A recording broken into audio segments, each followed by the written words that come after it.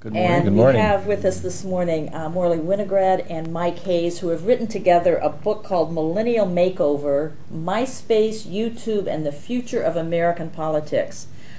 How important is this millennial generation, young generation? Roughly, what are we talking about for the age of these folks? People under 25. Okay, people under 25. So only 7 years of those can be voting, I guess. How important are they going to be in 2008?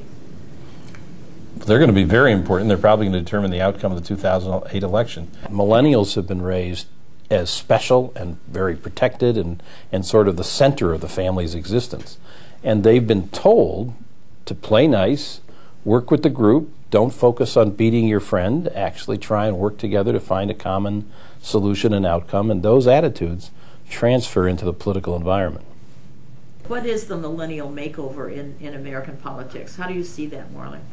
We're about to experience what is political scientists would call a realignment. We call it a makeover. That's a time when American politics changes significantly from the way it has been. It happens every 40 years. It's about to happen again. And every time it does, it changes both the nature of the fortunes of both political parties, but also the kinds of public policy that America adopts and supports. Why is this generation, what about this generation is going to cause this huge 40-year shift, Mike? Well, two things. One is the very sheer size of the generation. It's the largest generation that has ever been born and lived in America. But maybe even more, and that will give that generation the forces to rule the electoral process.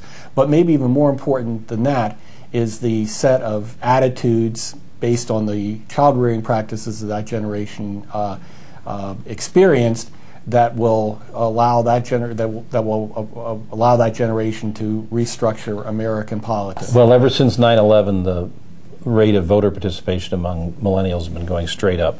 The Harvard Institute of Politics has been tracking this issue over the decades that it's been a part of the studies on voter turnout. And 9/11 galvanized this particular generation. They understand that America's government matters and that it needs to work and that their safety and security depend upon it. And as a result, their voting levels of participation approach other age groups now, continues to rise, and in many cases will end up being a greater degree of participation than we've seen, for instance, from Gen Xers who aren't interested in government to begin with. And in fact, historically, civic generations have tended to vote as heavily or even more heavily than older generations at that time. So the GI generation in the 1930s, when it was galvanized by Franklin Roosevelt and the constellation of issues around the Depression, actually voted at a higher rate then than the other older generations did at that time. Once people establish a set of beliefs, they tend to hold those beliefs throughout their entire lives, so that we would expect that this generation will in fact not become more conservative as it ages, but will remain having the same set of civic beliefs that it has now throughout its life. So they're not going to turn into boomers just when they get older? No, despite boomers' best hope that they will. The other important point there is that not only don't people change their political attitudes, but their partisan allegiance is usually formed early in young adulthood. That's one of the things that makes the 2008 election so critical. This generation is now coming in with real force into the electorate, so large and so many of them.